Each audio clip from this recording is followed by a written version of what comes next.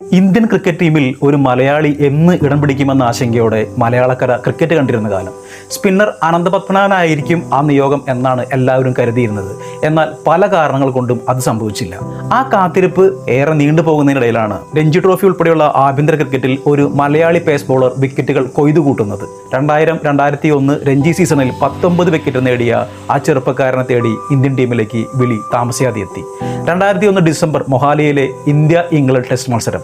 സൗരവ് ഗാംഗുലി നയിക്കുന്ന ഇന്ത്യൻ ടീമിൽ സച്ചിൻ, VVS ലക്ഷ്മൺ, രാഹുൽ ദ്രാവിഡ്, അനിൽ കുംബ്ലെ തുടങ്ങി ഇന്ത്യൻ ഇതിഹാസ താരങ്ങൾക്കൊപ്പം ടിനോ യോഹന്നാൻ എന്ന മലയാളി പേസറും ഗ്രൗണ്ടിലേക്ക് ഇറങ്ങിയ നിമിഷം മലയാളക്കരയുടെ നീണ്ട നാളത്തെ കാത്തിരിപ്പിന്റെ സ്വപ്ന സാക്ഷാത്കാരമായിരുന്നു.